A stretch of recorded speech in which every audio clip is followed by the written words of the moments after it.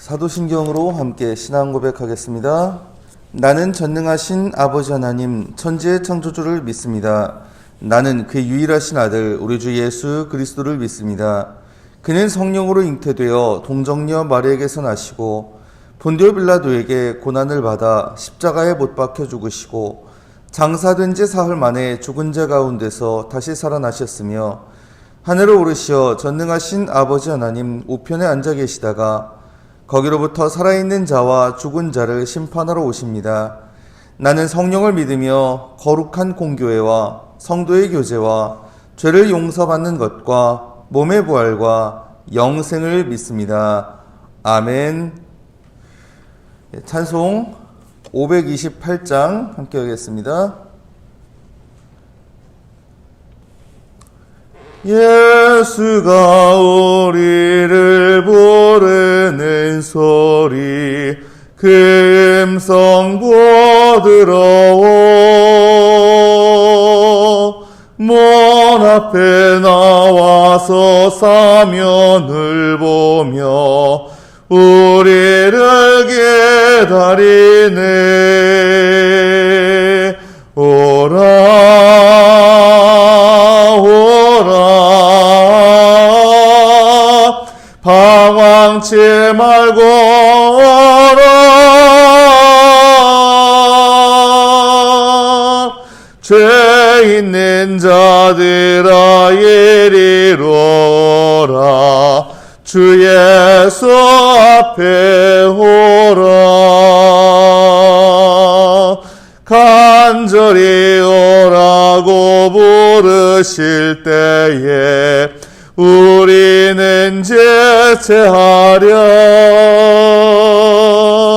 주님의 은혜를 왜 아니 받고 못 들은 채 하려나. 오라 오라 방황치 말고 오라 죄 있는 자들아 이리로라 주 예수 앞에 오라. 세월이 쌀같이 빠르게 지나 쾌락이 끝이 나고 사망의 그늘이 너와 내 앞에 둘리며 가리오네. 오라 오라 방황치 말고 오라 죄 있는 자들아 이리로라 주 예수 앞에 오라. 우리를 위하여 예비해 두신 영원한 제비소 죄 많은 세상을 떠나게 될 때 영접해 주시겠네. 오라 오라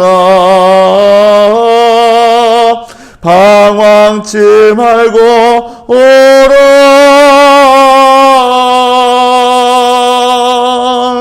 죄 있는 자들아 이리로라 주 예수 앞에 오라. 아멘. 사사기 13장 1절에서 14장 9절까지 말씀 함께 읽겠습니다. 구약 384페이지 사사기 13장 1절에서 14장 9절까지 말씀.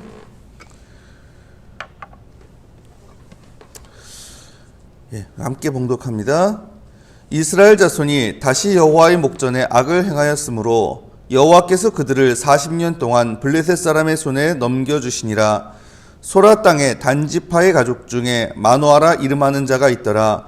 그의 아내가 임신하지 못함으로 출산하지 못하더니 여호와의 사자가 그 여인에게 나타나서 그에게 이르시되 보라, 내가 본래 임신하지 못함으로 출산하지 못하였으나 이제 임신하여 아들을 낳으리니 그러므로 너는 삼가 포도주와 독주를 마시지 말며 어떤 부정한 것도 먹지 말지니라. 보라, 내가 임신하여 아들을 낳으리니 그의 머리 위에 삭도를 대지 말라. 이 아이는 태에서 나옴으로부터 하나님께 바쳐진 나실인이 됨이라. 그가 블레셋 사람의 손에서 이스라엘을 구원하게 시작하리라 하시니 이에 그 여인이 가서 그의 남편에게 말하여 이르되 하나님의 사람이 내게 오셨는데 그의 모습이 하나님의 사자의 용모 같아서 심히 두려움으로 어디서부터 왔는지를 내가 묻지 못하였고 그도 자기 이름을 내게 이르지 아니하였으며 그가 내게 이르기를 보라, 내가 임신하여 아들을 낳으리니 이제 포도주와 독주를 마시지 말며 어떤 부정한 것도 먹지 말라. 이 아이는 태에서부터 그가 죽는 날까지 하나님께 바쳐진 나실인이 됨이라 하더이다 하니라. 마노아가 여호와께 기도하여 이르되 주여 구하옵나니 주께서 보내셨던 하나님의 사람을 우리에게 다시 오게 하사 우리가 그 낳을 아이에게 어떻게 행할지를 우리에게 가르치게 하소서 하니 하나님이 마노아의 목소리를 들으시니라. 여인이 밭에 앉았을 때에 하나님의 사자가 다시 그에게 임하였으나 그의 남편 마노아는 함께 있지 아니한지라. 여인이 급히 달려가서 그의 남편에게 알려 이르되 보소서, 전일에 내게 오셨던 그 사람이 내게 나타났나이다 하매 마노아가 일어나 아내를 따라가서 그 사람에게 이르러 그에게 묻되 당신이 이 여인에게 말씀하신 그 사람이니이까 하니 이르되 내가 그로다 하니라. 마노아가 이르되 이제 당신의 말씀대로 되기를 원하나이다. 이 아이를 어떻게 기르며 우리가 그에게 어떻게 행하리이까? 여호와의 사자가 마노아에게 이르되 내가 여인에게 말한 것들을 그가 다 삼가서 포도나무의 소산을 먹지 말며 포도주와 독주를 마시지 말며 어떤 부정한 것도 먹지 말고 내가 그에게 명령한 것은 다 지킬 것이니라 하니라. 마노아가 여호와의 사자에게 말하되 구하옵나니 당신은 우리에게 머물러서 우리가 당신을 위하여 염소 새끼 하나를 준비하게 하소서 하니 여호와의 사자가 마노아에게 이르되 네가 비록 나를 머물게 하나 내가 내 음식을 먹지 아니하리라. 번제를 준비하려거든 마땅히 여호와께 드릴지니라 하니 이는 그가 여호와의 사자인 줄을 마노아가 알지 못함이었더라.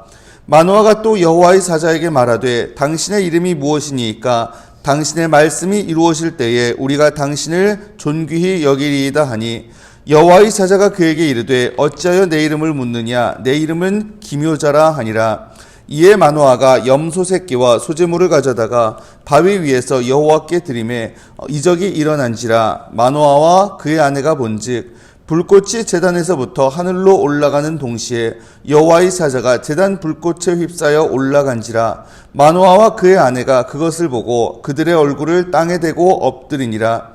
여호와의 사자가 마노아와 그의 아내에게 다시 나타나지 아니하니 마노아가 그제야 여호와의 사자인 줄을 알고 그의 아내에게 이르되 우리가 하나님을 보았으니 반드시 죽으리로다 하니 그의 아내가 그에게 이르되 여호와께서 우리를 죽이려 하셨더라면 우리 손에서 번제와 소제를 받지 아니하셨을 것이요 이 모든 일을 보이지 아니하셨을 것이며 이제 이런 말씀도 우리에게 이르지 아니하셨으리이다 하였더라. 그 여인이 아들을 낳음에 그의 이름을 삼손이라 하니라. 그 아이가 자라매 여호와께서 그에게 복을 주시더니 소라와 에스타올 사이 마하네단에서 여호와의 영이 그를 움직이기 시작하셨더라. 삼손이 딥나에 내려가서 거기서 블레셋 사람의 딸들 중에서 한 여자를 보고 올라와서 자기 부모에게 말하여 이르되 내가 딥나에서 블레셋 사람의 딸들 중에서 한 여자를 보았사오니 이제 그를 맞이하여 내 아내로 삼게 하소서 하매 그의 부모가 그에게 이르되 내 형제들의 딸들 중에나 내 백성 중에 어찌 여자가 없어서 내가 할례받지 아니한 블레셋 사람에게 가서 아내를 맞으려 하느냐 하니 삼손이 그의 아버지에게 이르되 내가 그 여자를 좋아하오니 나를 위하여 그 여자를 데려오소서 하니라. 그때 블레셋 사람이 이스라엘을 다스린 까닭에 삼손이 틈을 타서 블레셋 사람을 치려 함이었으나 그의 부모는 이 일이 여호와께로부터 나온 것인 줄은 알지 못하였더라. 삼손이 그의 부모와 함께 딥나에 내려가 딥나의 포도원에 이른즉 젊은 사자가 그를 보고 소리 지르는지라. 여호와의 영이 삼손에게 강하게 임하니 그가 손에 아무것도 없이 그 사자를 염소 새끼를 찢는 것 같이 찢었으나 그는 자기가 행한 일을 부모에게 알리지 아니하였더라. 그가 내려가서 그 여자와 말하니 그 여자가 삼손의 눈에 들었더라. 얼마 후에 삼손이 그 여자를 맞이하려고 다시 가다가 돌이켜 그 사자의 죽음을 본즉 사자의 몸에 벌떼와 꿀이 있는지라. 손으로 그 꿀을 떠서 걸어가며 먹고 그의 부모에게 이르러 그들에게 그것을 들여서 먹게 하였으나 그 꿀을 사자의 몸에서 떠왔다고는 알리지 아니하였더라. 아멘. 대림절 특별 새벽기도의 11번째 날입니다. 오늘도 이렇게 주님 전에 나와서 기도함으로 하루 시작하시는 여러분께 주님의 은혜가 가득히 임하시길 간절히 바랍니다. 아멘. 아마 사사기에 나오는 다른 사사들을 잘 모르는 분들도 삼손을 모르는 경우는 거의 없을 겁니다. 삼손. 오랜 세월에 걸쳐서 수많은 시인이나 또 음악가, 화가들에게 영감을 불러일으킨 이야기죠. 옛날에는요, 성탄절 무렵이 되면은 진짜 공중파 방송에서도 기독교 영화들을 많이 방영을 해주고 했었습니다. 꽤 오래전에. 근데 성탄절 시즌마다 단골로 방영되는 영화 중에 하나가 할리우드 영화 삼손과 들릴라였죠. 아주 옛날 영화. 근데 잘 알려져 있는 데 비해서 별로 진지하게 다뤄지지 않는 이야기이기도 합니다. 이 삼손 이야기 관련해서 제일 많이 들었던 데가 어디예요? 주일학교입니다. 어려서부터 신앙생활했다면 주일학교. 그리고 많은 분들이 삼손을 여성 편력 때문에 패가 망신한 플레이보이 정도로 생각을 합니다. 그래서 이 본문 가지고 주로 하는 얘기들이 어디냐? 얘기가 무슨 얘기들이냐? 여자 조심해. 여자 잘 만나야 돼. 뭐 여자분들한테 남자 잘 만나야 돼. 성적인 유혹을 경계해야 돼. 또 어떤 분들은요, 이 삼손을 뭐 우리나라의 홍길동이나 아니면 뭐 영국의 로빈 후드 같은 무슨 전설적인 영웅 이야기 정도로 생각하는 분들도 있습니다. 물론 이런 이야기들이 다 틀린 얘기는 아니에요. 부분적으로는 다 맞아요. 하지만 사사기 전체를 통틀어서 가장 많은 분량을 차지하고 있는 사사가 누구죠? 삼손입니다. 삼손. 자그마치 넉 장. 기드온도 석장이었어요. 그리고 입다 원전이 2장이 채 못 됩니다. 물론 이 사사기에서 많은 분량을 차지하고 있는 사사라고 해서 훌륭한 사사는 아니라고 말씀드렸었죠. 뭐 오히려 분량 굉장히 짧은 온니엘 같은 경우가 사실은 사사로서는 흠잡을 데 없는 사사였고요. 반면에 후반부 가면 갈수록 기드온이라든가 또 삼손이라든가 제일 긴 분량을 차지하고 있는 사사들이 사실 제일 못난 사사들이었어요. 근데 아무리 그래도요, 이 역사가가요, 여자 잘 만나야 된다. 이방 여인들 경계해야 된다. 이런 메시지를 전하려고 또는 무슨 전설 따라 삼천리 같은 이야기를 쓰려고 그 많은 분량을 할애했겠습니까? 그렇죠? 우리가 생각하는 것보다 사실 훨씬 더 심오한 신학적 메시지를 담고 있는 말씀이 이 삼손에 관한 이야기입니다. 조금 전에 삼손은 사사기에서 가장 많은 분량을 차지하는 사사라고 그랬죠. 그런 만큼 이스라엘의 대표적인 사사입니다. 어떤 분은요, 아예 삼손은 이스라엘이다 라고까지 이야기를 하더라고요. 어떤 의미냐? 사사시대 이스라엘의 모습을 아주 단적으로 드러내 보여주는 인물이 삼손이라는 거예요. 어떤 면에서 삼손은요, 하나님께 거룩하게 구별된 사람입니다. 근데 구별된 사람답게 살지 못했어요. 그럼에도 불구하고 그가 하나님께 부르짖어 기도하면 하나님 들으십니다. 그리고 하나님의 영이 임하셨을 때 큰 능력을 행해요, 진짜. 근데 그러다가 또 자기 맘대로 자기 원하는 대로 하다가 그러다 또 막신당하고 또 문제, 그러다가 또 하나님께 부르짖으면 또 하나님이 구원하시고 하나님의 영이 임하시면 또 엄청난 일을 또 하기도 하고, 그리고 결국 가장 마지막에 가서는 그 많은 실수에도 불구하고 그 많은 실패에도 불구하고 결국은 하나님이 삼손을 포기하지 않으십니다. 그를 구원하시고 그를 통해서 그분의 역사를 이루어 가시는, 여러분 이게 뭐예요? 이게 사실은 이스라엘이고 이게 어쩌면 교회입니다. 그게 우리 모두의 모습이기도 해요. 우리 각자의 모습이기도 하고. 그런 의미에서 우리 바로 지금 현실을 살아가는 우리 일상을 살아가는 세상 한복판에서 살아가는 우리에게도 큰 메시지를 주는 말씀이 아닐까 생각이 듭니다. 아무튼 이 13장 먼저 보겠습니다. 가장 먼저 1절에 보게 되면 지금 이스라엘 사람들의 상태, 이스라엘 자손이 다시 여호와의 목전에 악을 행하였으므로 여호와께서 그들을 40년 동안 블레셋 사람의 손에 넘겨주시니라 그랬는데, 지금 블레셋 사람의 손에 40년 동안 붙여진 그런 상황 속에서 2절에 보면 소라 땅에 단지파의 가족 중에 마노아라 이름하는 자가 있더라. 그의 아내가 임신하지 못함으로 출산하지 못하더니. 단지파는 사실 가나안 땅에서 상당히 좋은 땅을 분배를 받았었어요. 지금 이스라엘의 수도가 있는 텔아비브가 바닷가거든요. 해안 평야 지역입니다. 해안 평야. 그리고 그 지역을 중심으로 해서 이제 좀 해안 평야, 그러니까 살기 좋은 땅이에요, 나름. 근데 문제는 뭐냐면 그 해안 평야 지역에는요, 이스라엘 민족이 가나안 땅에 들어올 무렵 비슷하게 들어온 민족이 있었습니다. 누구? 블레셋 족속. 이 블레셋 족속은 이미 철기를 쓰고 있었어요. 이스라엘은 청동기구. 상대가 안 됩니다, 사실은. 그래서 이 해안 평야는 블레셋 족속이 사실은 다스리고 그들이 지배하던 땅입니다. 그 단지파가요, 사실 딱 차지했던 분배받은 영토가 이게 어떻게 하필이면 블레셋 족속의 딱 중심지, 정확히 거기하고 일치합니다. 그나마 조금 블레셋의 세력권에서 살짝 벗어날 수 있었던 데가 이제 약간 내륙 쪽으로 들어간 산지로 들어가면서, 그렇죠.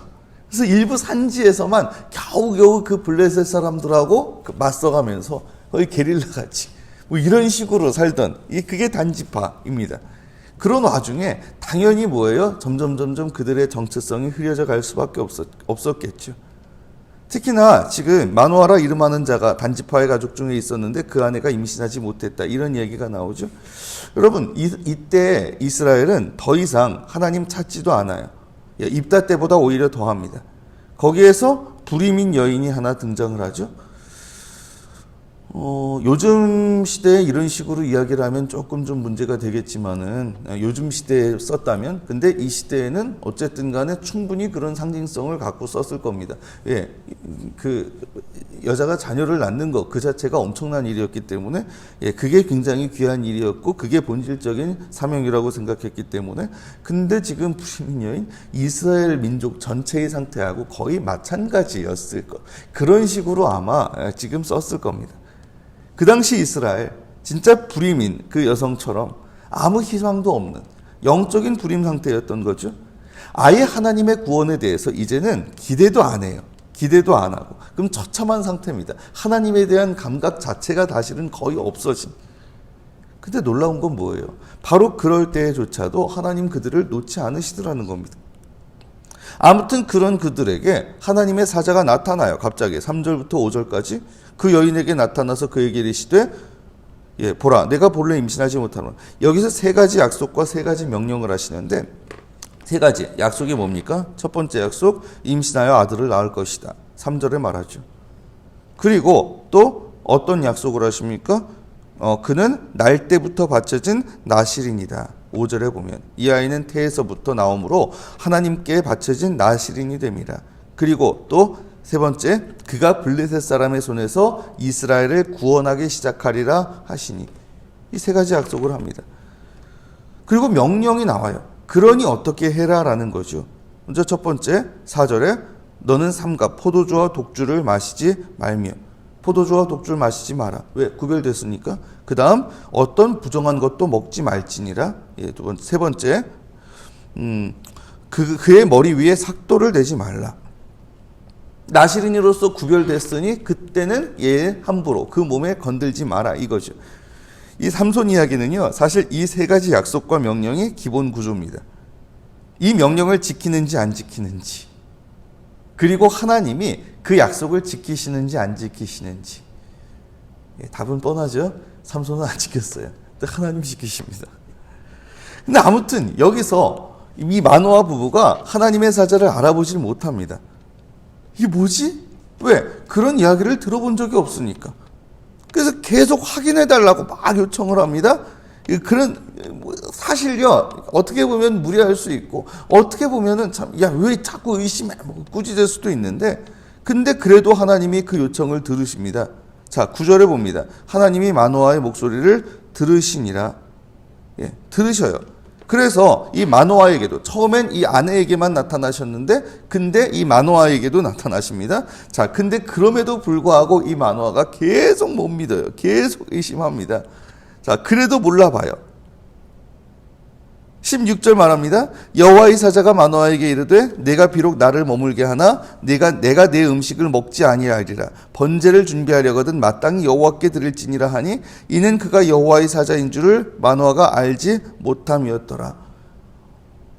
여기 좀 머물러 계십시오. 우리가 그 식사 대접해드리겠습니다. 근데 하나님의 사자가 말하길 야 아니야. 내가 이 음식 나는 이 음식 먹을 그런 자격이 없어. 번제를 준비하려거든 하나님께 바쳐. 근데 거기에 대해서 지금 뭐라고 언급해요? 그가 여호와의 사자인 줄을 마노아가 알지 못했다. 끝까지 몰라봐요. 끝까지 몰라봅니다.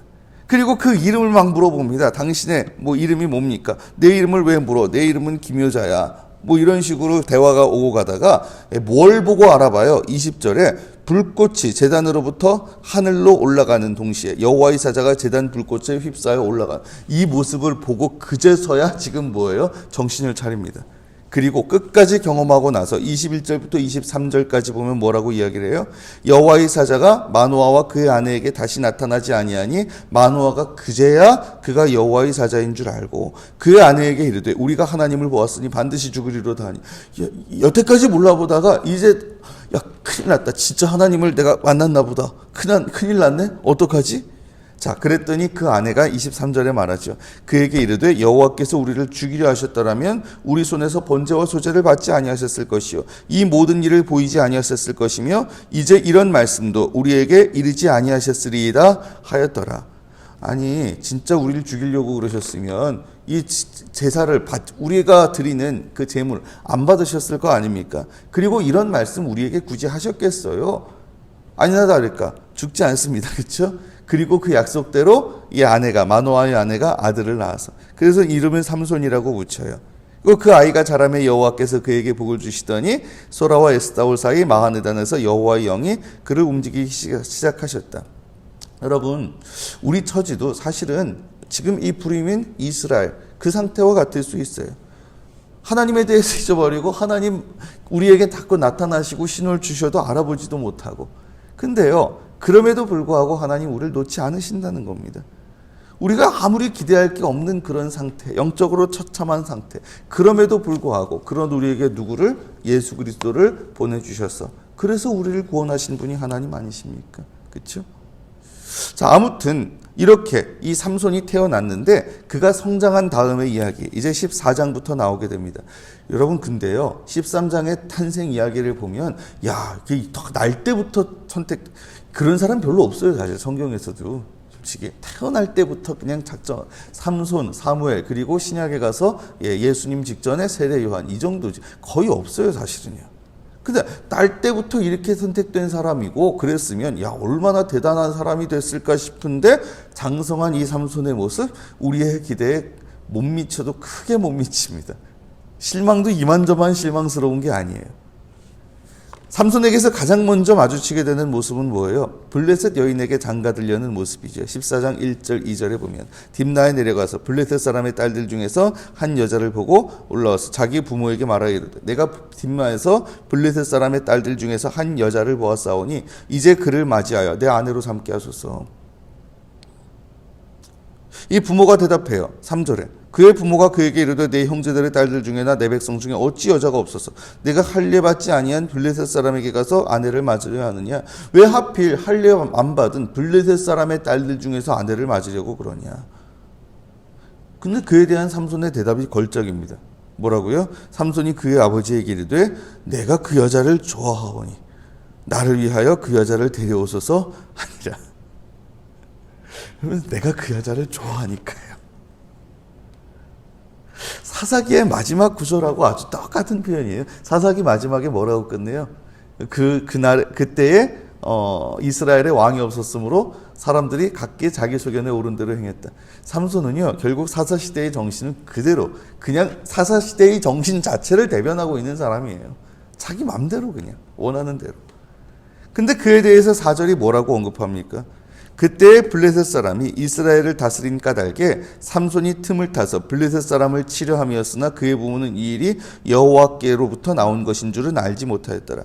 여기 보면은 그때 블레셋 사람이 삼손이 틈을 타서 블레셋 사람을 치려 했다라고 나오는데, 우리가 이걸 보면 야, 삼손이 그래도 정신이 좀 있었나 보네 싶잖아요. 예. 근데 사실 이 히브리어가 그 해석이 여러 가지로 될 수 있거든요. 근데 사실 더 많은 지지를 받는 해석은 이것보다 하나님이라고 하는 주께서, 여기 주어가 삼손이 아닌 게 사실은 더 유력한 그런 그 해석입니다.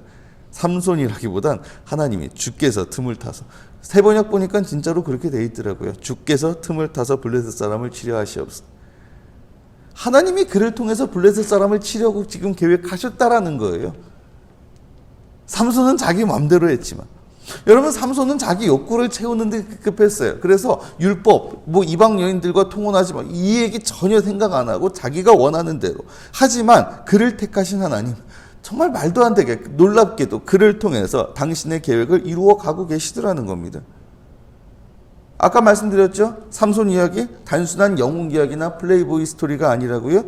하나님께 온전히 충실하지 못한 이스라엘, 그럼에도 끝까지 당신의 백성을 놓지 않으시는 하나님의 모습을 이 삼손이라는 한 사람의 인물을 통해서 단적으로 드러내 보여주는 말씀입니다. 아무튼 삼손이 진짜 이렇게 허락을 받고서 그 블레셋 처녀 집으로 가요. 자식 이기는 부모 없다고 그러죠. 그래서 가다가 근데 또 누구를 만나요? 젊은 사자를 만납니다. 젊은 사자가 그를 보고 5절에 소리 지르는지라. 자, 근데 그 다음에 삼손이 어떻게 나옵니까? 6절에 여호와의 영이 삼손에게 강하게 임하니 그가 손에 아무것도 없이 그 사자를 염소 새끼를 찢는 것 같이 찢었으나 그는 자기가 행한 일을 부모에게 알리지 아니하였더라. 아무것도 손에 가진 것 없이 맨손으로 자기에게 덤벼드는 사자를 맨손으로 다 찢어 죽입니다. 와, 대단하죠? 왜 그랬을까요? 그가 장사여서 그랬을까? 물론 힘이 장사인 것도 맞죠. 근데 그보다 더 큰 이유는 뭐예요? 여호와의 영이 강하게 임하시니. 하나님의 영이 그에게 임했을 때 그가 이토록 놀라운 일을 행하더라는 거죠. 인간으로서는 불가능한 일을. 이건 사실 우리 예수 믿는 그리스도인들도 마찬가지거든요. 주님의 영이 임했을 때 내 능력 이상, 말도 안 되는 놀라운 일들을 행하는 도구로 우리가 쓰임받는. 근데 아무튼 이렇게 삼손이 말도 안 되는 일 해냈는데, 근데 어쨌든 간에 그 여자의 집에 다녀오는 그 길에 8절에 봅니다. 얼마 후에 삼손이 그 여자를 맞이하려고 다시 가다가 이제 돌아왔다가 다시 또 그 여자를 데리러 가는 겁니다. 돌이켜 그 사자의 주검을 본즉 사자의 몸에 벌떼와 꿀이 있는지라. 사자 주검, 자기가 찢어 죽인 사자의 그 주검에 뭐가 있어요? 벌떼와 꿀이. 그 벌들이 거기에 집을 짓고 꿀이 잔뜩 거기에 꼬여 있는 그런 모습을 보게 됩니다. 그래서 9절에 봅니다. 손으로 그 꿀을 떠서 걸어가며 먹고 그의 부모에게 이르러 그들에게 그것을 들여서 먹게 하였으나 그 꿀을 사자의 몸에서 떠왔다고는 알리지 아니하였더라. 이 사자에게 강했던 삼손이 뭐에 약해요? 꿀에는 약해요. 그래서 죽은 짐승, 그래서 사자의 몸에서 꿀을 떠와가지고 먹고 그걸 부모에게도 들여서 먹게 했는데 사자의 그 몸에서 떠왔다고는 알리지 않았다. 왜요? 여러분, 죽은 짐승의 주검을 가까이 하지 말라고 율법에 명시되어 있거든요. 근데 이거를 그냥 너무도 간단히 아무 생각 없이 그냥 무시해버려요. 왜? 먹는 거 식욕에 충실했던 거죠. 더구나 하나님께 택함받은 나실인이라면 이거는 말도 절대 해서는 안 될 행동입니다. 근데 뭘 위해서 해요? 자기 식욕을 위해서. 그리고 그거를 부모에게도 몰라서 그랬을 것 같지 않아요. 왜요? 아니, 진짜 모르는 거였으면 부모에게 뭐라고 얘기를 할 수 있었겠죠. 근데 지금 자기도 알아요, 안 되는 거. 근데 그거를 어쨌든 자기 식욕을 위해서 그냥 떠다가 먹고 부모에게도. 결국 삼손은요, 하나님의 백성으로서 삶보다, 택함받은 사람으로서의 삶보다 자기 욕심을 더 쫓는 사람이었다는 거죠. 이런 모습이 사실 삼손의 일생 전체를 지배합니다. 근데 그럼에도 하나님이 그의 의도와 상관없이 그를 통해서 그분의 계획을 이루어 가시거든요. 그럼 어떻게 됐겠어요? 여러분, 삼손 입장에서는요, 인생이 자꾸 하는 일마다 꼬이는 겁니다. 자기가 원하는 바가 따로 있어요. 근데 하나님이 그걸 통해서 삼손의 뜻이 아니라 당신의 역사를 자꾸 이루어 가세요. 여러분, 삼손은 이 한 개인이라기보단 하나님의 백성 전체를 대표하는 인격이거든요. 구약에선 이스라엘, 신약 이후론 교회. 삼손처럼 우리도 하나님의 택함을 받은 백성들입니다. 하나님 우리를 향한, 그리고 우리를 통한 계획을 갖고 계시죠. 그럼에도 불구하고 우리에게는 선택의 기로가 놓여 있어요. 하나님의 뜻에 충실할 거냐, 아니면 자기 욕심에 좋은 대로 행할 거냐. 물론 하나님은요, 우리의 불순종에도 불구하고 우리를 통한 그분의 뜻을 이루실 수 있습니다. 하지만 우리가 하는 일마다 꼬이고 우리의 삶에 능력이 나타나지 않는다. 왜 그럴까? 생각해 볼 문제인 거죠. 여러분, 삼손이 자꾸만 하는 일마다 꼬였던 이유가 뭘까요? 자기 욕심대로 행했기 때문에. 하나님이 원하시는 바가 있었는데 그걸 이루는, 거기에 관심이 없고 자기 욕심대로. 근데 하나님 코께서 끌고 가시고. 반면에 그가 가장 능력을 발휘했던 때가 언제? 하나님의 영이 그에게 임하셨을 때. 사랑하는 여러분, 내 욕심에 따라 살려 하지 마십시오. 그렇게 하면 당장은 달콤한 꿀같이 보일 수 있지만 결국 우리의 삶, 우리가 원하는 대로 되는 게 아니라 자꾸 꼬이기만 할 겁니다. 왜요? 하나님이 코께서 또 다른 곳으로 끌고 가실 거니까. 여러분, 우리가 가장 큰 능력을 발휘할 수 있는 그게 어디? 바로 우리가 하나님의 영에 사로잡힐 때, 하나님이 우리를 이끌어 가실 때, 정말 오직 하나님 한 분 바라보고 그러기에 하나님의 영의 인도하심에 따라 살아가는 가운데 우리의 삶 전체가 정말 내 욕심에 따라가다가 결국 꼬이는 삶이 아니라 하나님의 능력을 나타내는 그런 하나님의 도구로 쓰임받는 복된 삶이 되길 간절히 바랍니다. 말씀 정리합니다. 사랑하는 여러분, 정말 우리가 영적인 불임 상태와 같은, 하나님 자꾸만 잊어버리고 우리의 상태가 점점 통탄할 그런 처지라 할지라도 우리를 놓지 않으시는 하나님, 그 하나님이 우리를 구원하셨기에, 그 하나님의 은혜로 당신의 아들을 보내주셨기에, 그러기에 우리가 구원받았다는 거 기억하십시오. 하나님 우리를 계속해서 지금도 붙들고 계십니다. 그리고 그 하나님이 우리를 통해서 또 우리를 향해서 갖고 계신 계획이 있죠. 그렇다면 여러분 어떻게 거기에 온전히 순종해야 하지 않겠습니까? 정말 하나님이 택하신 백성, 하나님의 자녀, 구원받은 그런 사람들로서 내 욕심에 따라 사는, 그럼으로써 정말 인생이 꼬이는 것이 아니라 진정 하나님의 뜻을 우리가 적극적으로 이루어가는 도구로 쓰임받는 복된 인생 살아가는 저 여러분 다 되시길 이 시간 주님의 이름으로 축원합니다. 아멘. 기도드리겠습니다. 주님, 이 시간 저희들 주님 앞에 나와 예배하고 기도드립니다. 주님, 저희 기도 들으시고 응답하여 주시옵소서. 주님, 이 삼손과 같이 저희들 또한 하나님께서 택하신 백성인데 그럼에도 불구하고 그 정체성을 자꾸만 잊어버린 채 저희의 욕심대로, 저희 원하는 대로 살아갔음을 고백합니다. 그랬을 때 저희에게 아무 일도 일어나지 않고 능력이 나타나지 않고 오히려 인생이 자꾸 꼬이고 냈음을 고백합니다. 주님, 그것이 저희의 어리석음 때문이었음을, 불신앙 때문이었음을, 불순종 때문이었음을 이 시간 고백하오니 주님, 그런 저희를 불쌍히 여기시고 용서해 주시옵소서. 참으로 불임이던 그 이스라엘, 영적으로 아무것도 이루지 못할 그런 통탄한 상태에 있던 그들을 불쌍히 여기신 주님이 우리도 불쌍히 여기셔서 그런 우리에게 일방적으로 그 전적인 은혜로 베풀어 주신 그 구원의 은총, 예수 그리스도를 통해 우리에게 허락하신 그 은혜, 그것으로 우리가 구원받았음을 잊지 않게 하시고 그 하나님이 지금도 우리를 변함없이 지키고 계시고 붙들고 계심을 잊지 않으면서 그러기에 그 하나님 뜻에 우리가 충실할 수 있도록 도와주시옵소서. 내 욕심대로 살아가서 결국에는 인생이 꼬이는 것이 아니라 정말 하나님께서 우리를 통해서 또한 우리를 향해 이루시고자 하는 그분의 뜻, 우리가 거기에 적극적으로 순종하는 가운데 우리의 삶 전체가 하나님의 영에 온전히 사로잡혀 하나님의 놀라운 일들을 이루는 하나님의 도구로 쓰임받을 수 있도록 주님 우리의 삶의 순간순간마다 늘 함께 하시고 역사하여 주시옵소서. 감사드리오며 우리 주 예수 그리스도의 이름으로 간절히 기도드리옵나이다.